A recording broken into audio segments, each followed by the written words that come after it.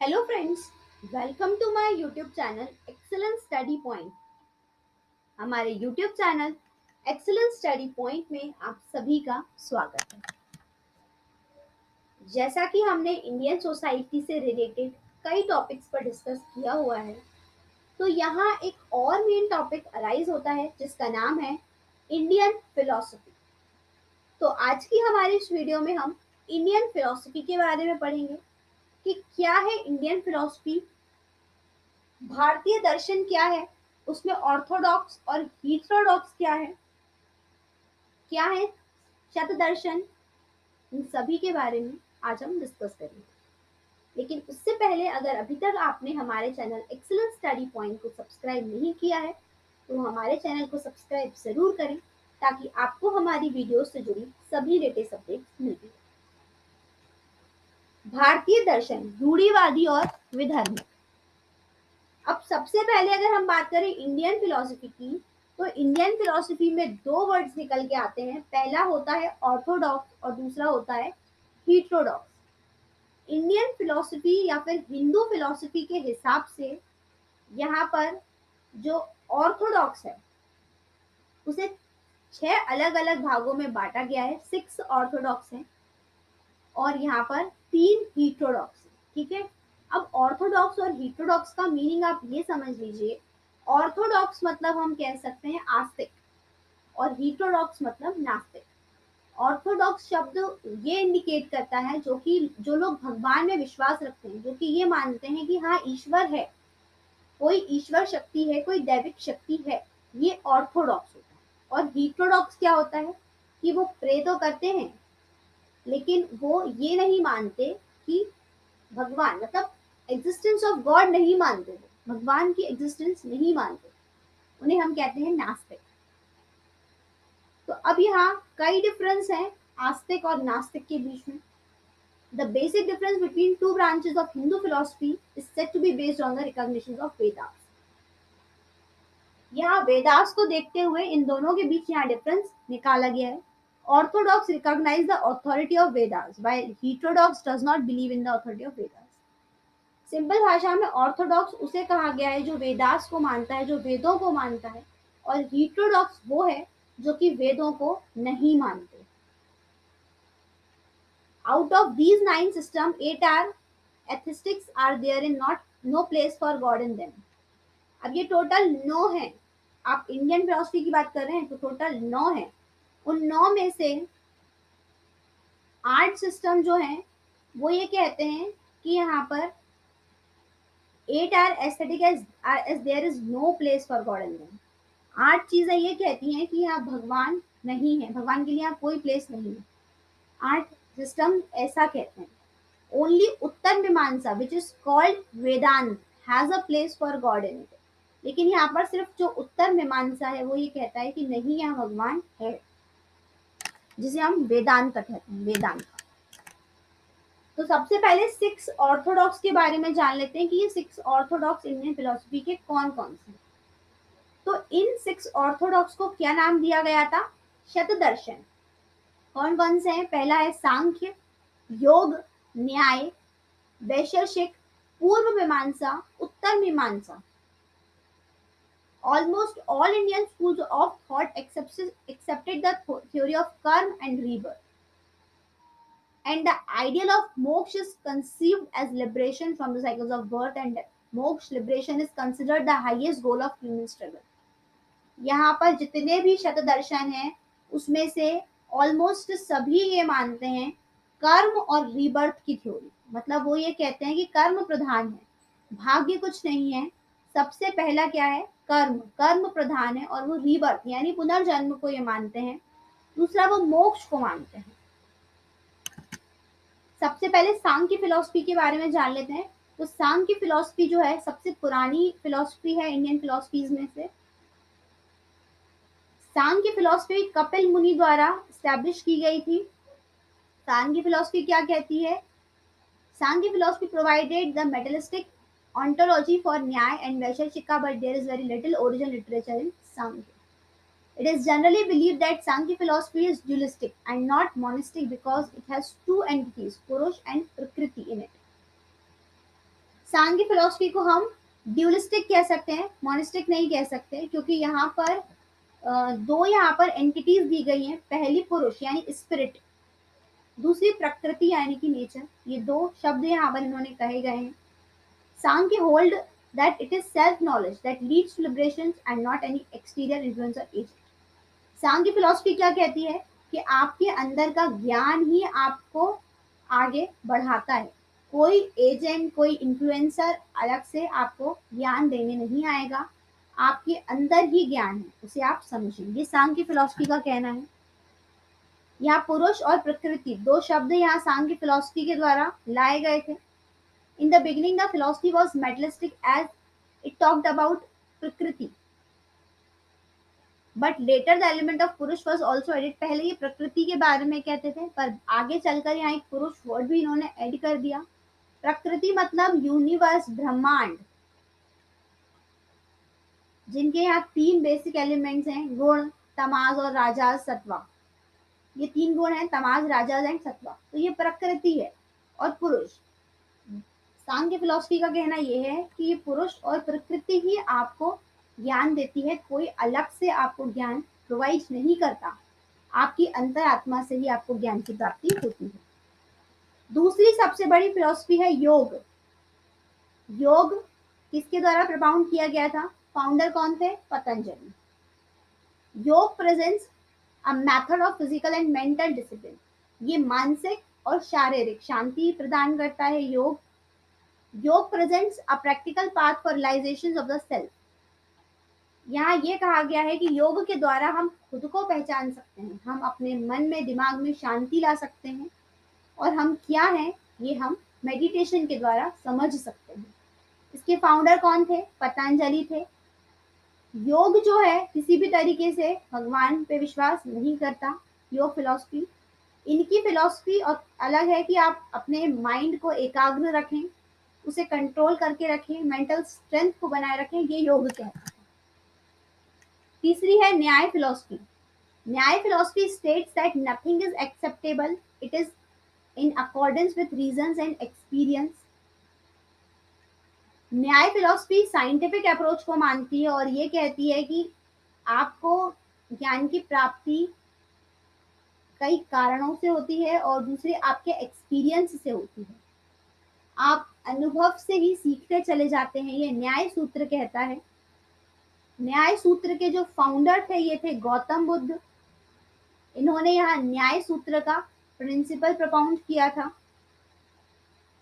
न्याय philosophy relies on several pramans, that is means of obtaining true knowledge, that is epistemology.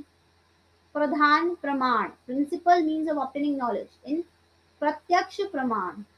ये कहा गया है कि आप प्रत्यक्ष प्रमाण देख सकते हैं, यहाँ पर ज्ञान की प्राप्ति आपको आपके अनुभव द्वारा होती है, ये न्याय फिलॉसफी कहती है। आगे आती है वैशेषिका फिलॉसफी। ये क्या है? ये क्लासिकल इंडियन फिलॉसफी है Vaisheshika. Vaisheshika was the physics of ancient time. पुराने समय का भौतिक इसे कहा जा सकता है, जैसे कि हम एटॉमिक थ्योरी की बात करते हैं उसी तरीके से। इसके जो फाउंडर थे वैशेषिका, ये कन्नड़ थे इसके founder. At one time Vaisheshika was regarded as the part of the Nyaya philosophy. पहले वैशेषिका न्याय फिलॉसफी का ही एक पार्ट हुआ करता था, जैसे कि साइंस की एक ब्रांच फिजिक्स होती है, वैसे ही न्याय फिलॉसफी, वैशेषिका फिलॉसफी न्याय फिलॉसफी का एक पार्ट हुआ करता था, बट अभी से फिर सेपरेट कर दिया गया। Vaisheshika was later separated from न्याय but forth as separate philosophy. To make it short, Vaisheshika is a realistic and objective philosophy of the universe. यानी वैशेषिका क्या है? एक रियलिस्टिक और एक ऑब्जेक्टिव फिलॉसफी है। उसके बाद आता है पूर्व मीमांसा। पूर्व मीमांसा क्या है? द वर्ड मीमांसा means to analyze and understand thoroughly. पूर्व मीमांसा examine the teaching of the Veda in the light of कर्म कांड, rituals. यहाँ जो पूर्व मीमांसा है ये वेदों की शिक्षा और दीक्षा को मानता है, जैसे कि कर्म कांड, रिचुअल्स अलग अलग तरह के, उसे ये पूर्व मीमांसा कहा गया है। पूर्व मीमांसा के हिसाब से द परफॉर्मेंस ऑफ द यज्ञ for attaining various spiritual and worldly benefits. अगर आप यज्ञ करते हैं, पहले पहले के ज़माने में अलग अलग प्रकार के यज्ञ किए जाते थे, तो ये जो पूर्व मीमांसा है ये यही कहता है कि आप अलग अलग तरह के अनुष्ठान करें, यज्ञ करें, हवन करें, उसी से आपको यहाँ स्पिरिचुअल नॉलेज और ज्ञान की प्राप्ति होगी। फिर आता है उत्तर मीमांसा। उत्तर मीमांसा को वेदांता कहा गया है। Vedanta, Vedanta, the word is unreal, Maya. Vedanta is monistic. In other words, it says that there is only one reality, Brahman.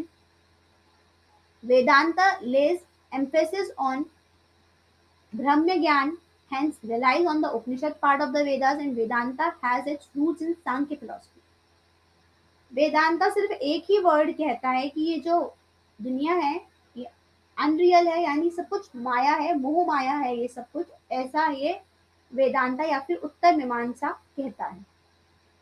Vedanta ये भी कहता है, वो सिर्फ ब्रह्मा को मानता है, ब्रह्म ज्ञान को मानता है, उपनिषद और वेदास में लिखी हुई बातों को ही मानता है। वेदांता के द्वारा 3 ब्रांचेस हैं, सब ब्रांचेस जो बनाई गई हैं। पहली एब्सोल्यूट मोनिज्म ऑफ शंकरा, विशिष्ट अद्वैता और qualified monism of Ramanuja, Dvaita of Madhav. ये 3 जो है ब्रांचेस हैं वेदांता की।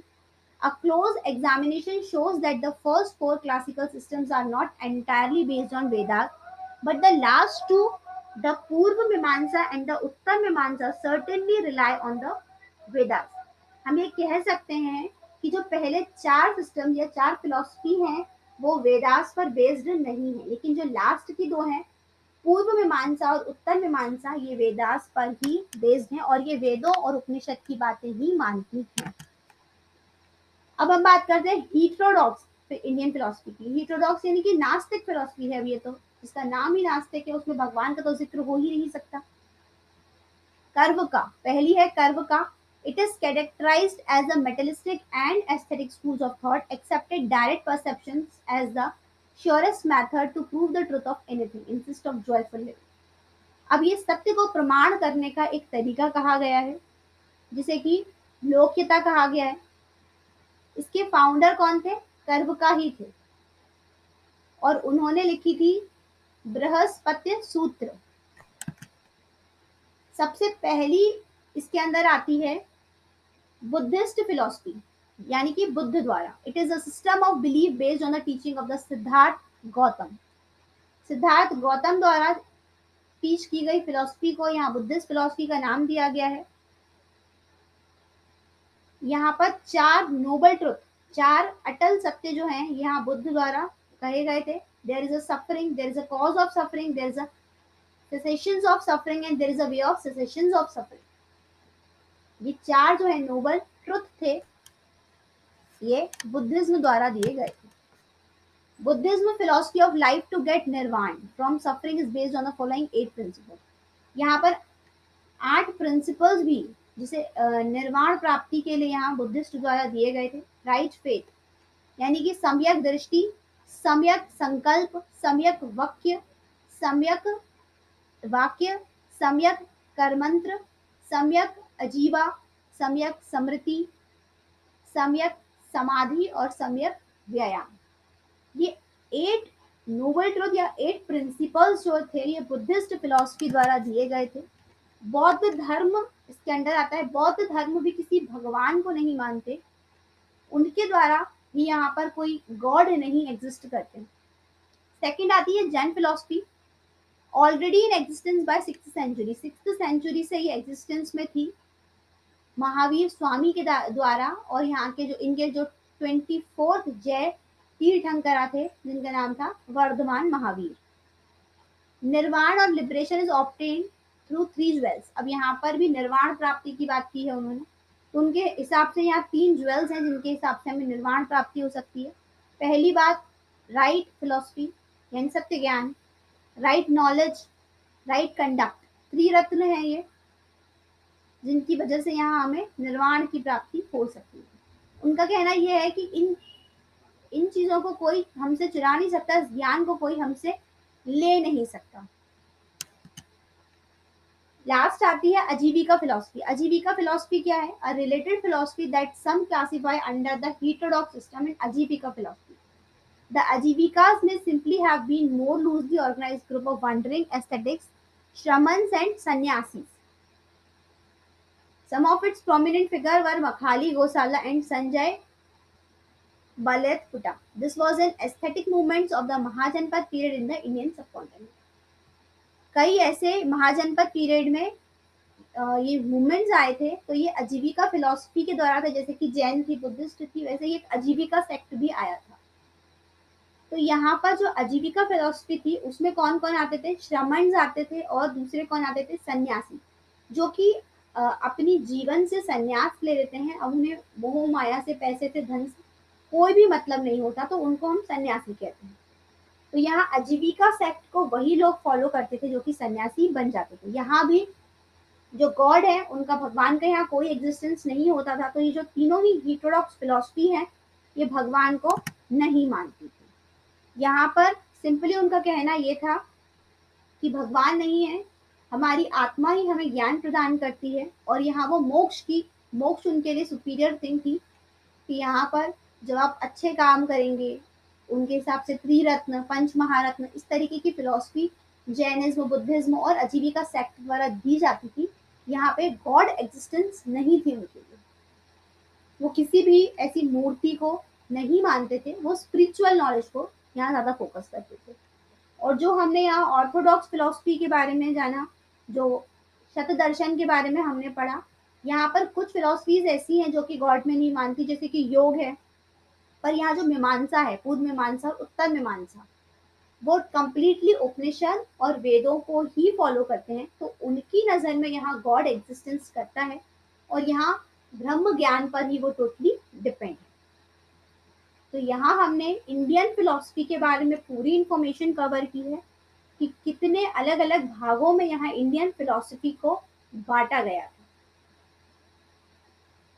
आज की वीडियो में बस इतना ही। अगर आपको हमारी वीडियो पसंद आई हो तो इसे लाइक करें, शेयर करें अपने दोस्तों के साथ और हमारे चैनल एक्सीलेंस स्टडी पॉइंट को सब्सक्राइब करें ताकि आपको हमारी वीडियोस से जुड़ी सभी लेटेस्ट अपडेट्स मिलती रहें। Thank you.